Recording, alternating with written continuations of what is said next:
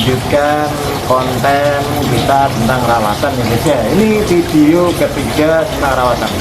Jadi ketika kemarin kita udah bikin part 1, part 2, terus ada part sebelum abar, ini kita membuat part 1.3.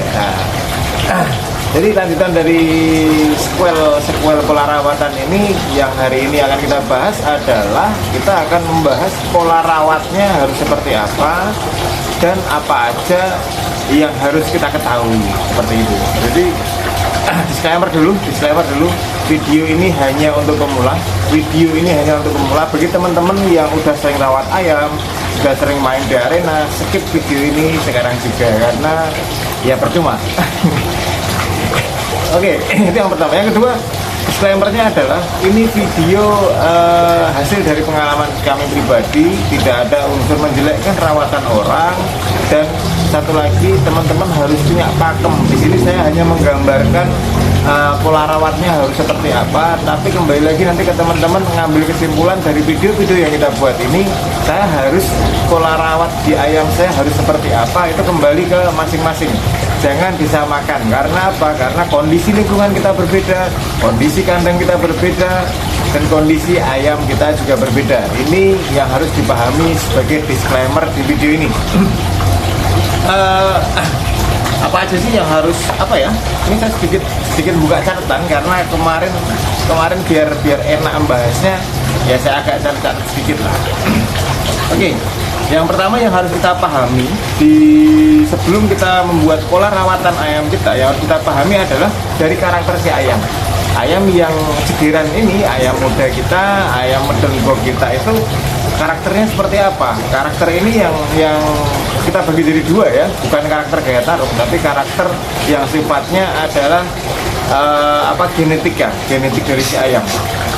Saya bagi jadi dua. Yang pertama adalah uratannya seperti apa si ayam ini. Jadi secara genetik dia punya uratan halus kah, atau dia punya uratan kasar, atau yang sedang-sedang saja. Jadi ini harus dipahami, karena nanti dari uratan halus dan uratan kasar ini pola rawatnya juga berbeda teman-teman. Terus yang kedua adalah si ayam ini punya bahasanya gini, kalau menurut bahasa saya ya, si ayam ini punya sikap introvert atau ekstrovert.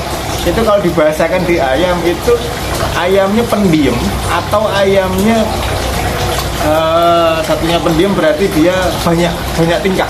Nah ini juga harus dipahami ya, karena nanti efek rawatnya juga berbeda-beda. Jadi dari introvert atau ekstrovert, jadi tipe ayam pendiam atau tipe ayam yang banyak pola, banyak gerak. Nah ini yang harus dipahami. Nah, selanjutnya apa aja sih yang harus kita lakukan? Kita ngomongin yang sekarang adalah tentang keseharian ayam. Keseharian ayam apa aja sih metode yang harus kita lakukan? Nah, poin pertama yang terpenting dalam keseharian itu adalah konsistensi. Poin terpentingnya adalah konsistensi. Kita bisa konsisten tiap hari itu ngapain aja. Kita punya waktu di sehari itu untuk ayam itu berapa lama, berapa lama, kapan itu. Nah itu harus konsisten dulu. Contoh, saya punya waktu di pagi hari, mungkin sebelum kerja dari jam 7 sampai jam 8, atau dari jam 6 sampai jam 7. Berarti saya punya waktu 1 jam ini untuk merawat ayam di pagi hari. Ya enggak? Selanjutnya ketika pulang kerja sore, saya hanya punya waktu pulang kerja jam 5 sampai rumah, ya jam 5 sampai itulah, itu waktu untuk ayam juga. Nah ini kita ngambil contohnya teman-teman yang sibuk ya. Kalau teman-teman perawat profesional, saya yakin nanti lebih fleksibel ya. Tapi ini kita ngambil contoh yang sibuk, biar apa? Biar teman-teman di tengah kesibukan dia masih tetap bisa merawat ayam dengan baik. Nah ini yang kita tadi setelah kita memetakan kita longgarnya jam berapa aja. Nah contoh di pagi hari apa aja sih yang kita lakukan di pagi hari? Yang jelas pagi hari itu ayam keluarin. Yang jelas ayam dikeluarin itu fungsinya buat apa? Ini ayam itu kalau pagi itu ngasin guys. Ngasin itu atau bahasanya dia notolin grid lah, dia nyari grid, entah itu pasir, entah itu, walaupun dia di umbaran 24 jam. Karena pola rawat saya yang di umbaran 24 jam ini, dia kalau pagi keluar dia tetap ngasin deh. Dia tetap nyari kerikil dan tetap notoli tanah kayak seperti itu. Jadi yang dia tempat tinggalnya dia itu dia nggak pernah notolin di parkiran tempat tinggal dia nggak pernah. Tapi kalau dia pas di luar dia pasti notolin. Nah itu fungsinya ngasin nyari grit mineral itu ya ayam kalau pagi itu seperti itu yang pertama. Yang kedua di pagi hari si ayam ini butuh sinar matahari. Sinar matahari ya kita tahu lah, searching aja di Google fungsi matahari apa. Yang jelas menurut saya matahari ini wajib ketika kita merawat ayam. Itulah yang jadi alasan sebagian banyak foto itu ketika musim penghujan dia agak repot untuk merawat ayam karena ayam nggak bisa keset karena kurang sinar matahari. Di pagi hari tadi ketika kita udah konsisten, kita jamnya sekian apa aja sih yang harus kita lakukan, ya tentu saja boleh dimandiin boleh.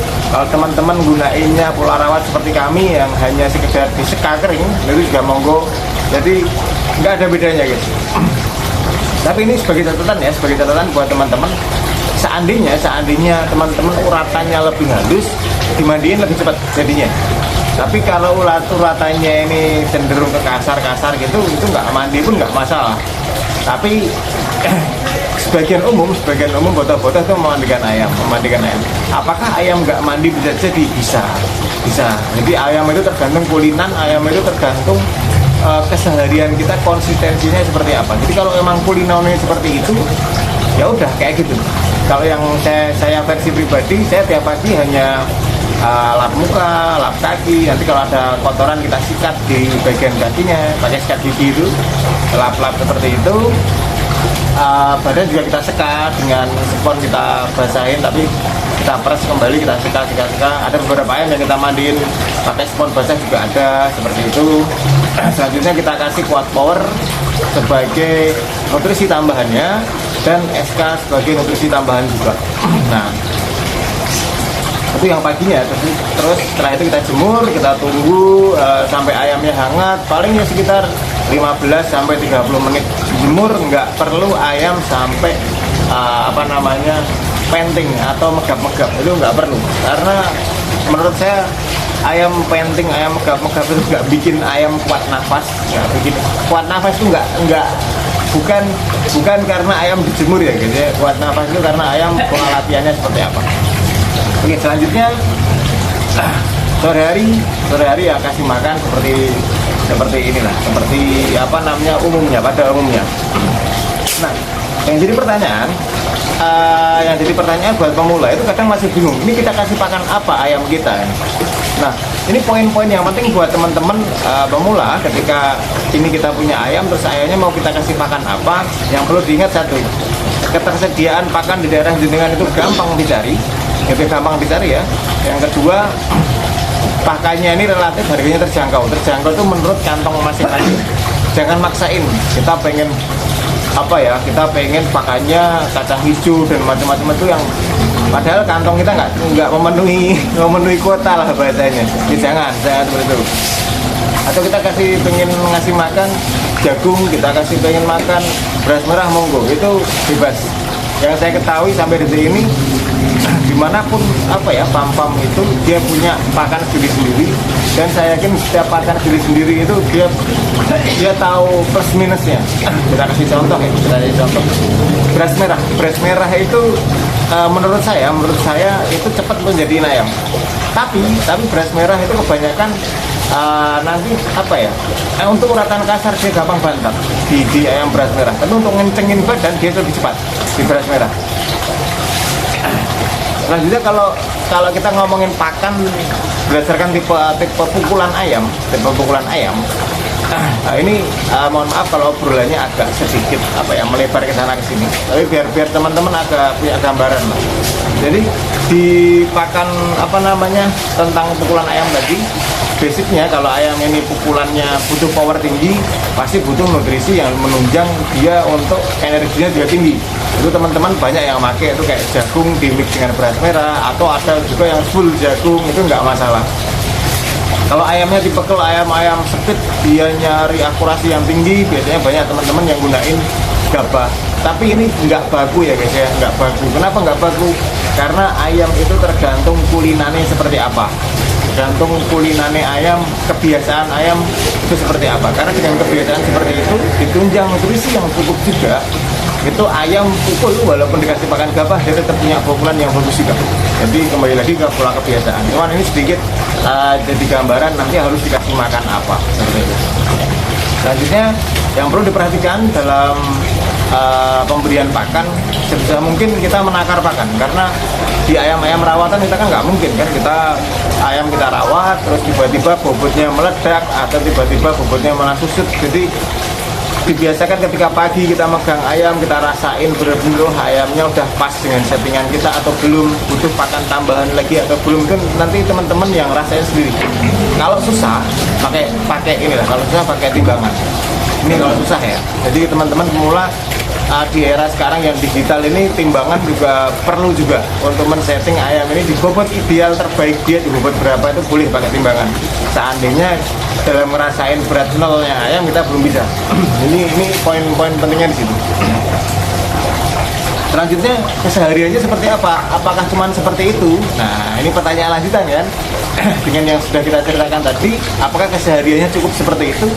Nah, kembali lagi di ayam-ayam yang saya jelaskan di awal tadi, kalau ayam ini tipikalnya adalah ayam-ayam yang dia introvert atau ayam-ayam yang banyak diem ya, istilahnya dikasih di umbaran itu jejere jago ya diem melangkring diem sampai sore diem ya, atau di bawah juga diem terus. Nah, seperti itu teman-teman bisa mengatasinya dengan cara tambah di liter atau liter boleh liter jago atau liter betina, yang penting dia ada geraknya. Karena bagi sebagian ayam dengan tipikal seperti ini itu menjadikan kuda-kudanya agak lebih lama dibanding ayam-ayam yang geraknya lebih bahasanya geraknya lebih aktif. Nah, seperti itu. Yang perlu diingat ketika teman-teman punya ayam dengan tipikal tadi, pendiam, uratan halus. Ini ketika nanti teman-teman nggak digerakin ayam yang entah digiter atau digerakin lah, itu nanti efeknya adalah kuda-kudanya susah untuk jadi. Kebalikannya ketika uratannya ini kasar, dia banyak gerak tapi kurang istirahat, itu juga uratannya nanti gantung, dia mukulnya pasti nggak enak. Jadi ini buat gambaran aja buat teman-teman, hal yang seperti ini harus dipahami juga. Karena ayam mukul itu ketika kelenturan ototnya enak. Jadi makanya banyak foto-foto itu kan ketika angkat ayam, ini ototnya udah gantung semua atau belum. Nah, ketika ayam udah ototnya udah gantung tuh enak aja, abar aja. Tapi ketika ayam ini ototnya belum gantung, ini abarnya hati-hati, harap bertahap-tahap aja. Jangan disengkake, karena kuda-kudanya pasti nggak baik dan mukulnya juga pasti belum bener. Jadi ketika pegangannya belum, kakinya istilahnya kelenturan kakinya belum enak, belum dapat, jangan sekali-sekali diabar. Itu poinnya. Terus pertanyaan selanjutnya, apakah perlu latihan fisik? Nah, ini kembali lagi ke teman-teman semuanya. Latihan fisik banyak macamnya. Ada teman-teman yang gunakan itu Twitter, ada teman-teman yang gunain diloncat, ada yang disenamin, ada yang dilarikan, ada yang direnangin dan macam-macam. Poinnya yang ingin saya jelaskan adalah ketika teman-teman menggunakan latihan fisik, yang perlu diperhatikan, hentikan latihan fisiknya minimal seminggu sebelum ayam itu diabar. Ketika menggunakan latihan fisik, biar ayam istirahat, biar ototnya nggak kaku. Nah, ini poin penting. Jangan minggu ini direnangin terus diabar. Saya yakin ayamnya mukulnya nggak enak. Kalaupun dia mukul pasti nanti nggak sampai seair gantung itu pukulan, karena dia kecapean kan di ototnya kan. Jadi kalau teman-teman menggunakan latihan fisik, usahain kita harus ada jeda. Ada beberapa teman yang gunain metode lari juga ada. Metode lari itu bahkan nanti dia bisa istirahat minimal 3 minggu. Ayam dilarikan bisa 1 jam, serius bisa 1 jam. Atau ayam diloncatin bisa beratus kali, ratusan ya. Loncatin dalam geber yang tingginya 1 sampai 1,5 meter itu bisa loncat 100 kali. Tapi itu istirahatnya butuh waktu yang lama. Jadi istirahatnya itu ya bisa 3 minggu. Bahkan kalau udah di fase yang dia udah lari kuat 1 jam, itu istirahatnya bisa sebulan. Maksudnya istirahat itu gini, dia nggak dilarikan lagi itu sebulan, itu nggak dilarikan, tapi mandi jemur tetap harian, liter itu tetap ya. Jadi seperti itu. Jadi kalau teman-teman menggunakan metode-metode yang latihan yang cukup ekstrim atau latihan pakai fisik, harap diperhatikan istirahat. Nah, itu. Selanjutnya yang nggak kalah penting ketika dalam merawat ayam itu nutrisi, guys. Nutrisi protein, kita tahu fungsi protein lah. Protein itu untuk memperbarui, meregenerasi sel-sel tubuh. kita mau dapat otot itu kan butuh protein, butuh asam amino untuk mendapatkan otot. Kita butuh mineral juga untuk apa ya, mengaktifkan sel-sel tubuh kita juga. Jadi ini yang harus teman-teman apa ya, garis bawahi juga. Makan sebagus apapun tanpa nutrisi penyeimbang itu sama aja. Di sini kita tawarkan produk kita Kuat Power dan Spektrum Kilat atau kita singkat SK. Ini insya Allah sudah mencakupi kebutuhan dirawatan teman-teman itu. Selanjutnya poin terakhir, ketika kita udah menerapkan pola latihan itu, terus kita menerapkan istirahatnya yang cukup, terus kita jadwalkan kapan ayam ini harus diabar. Jadi abar ayam itu kapan?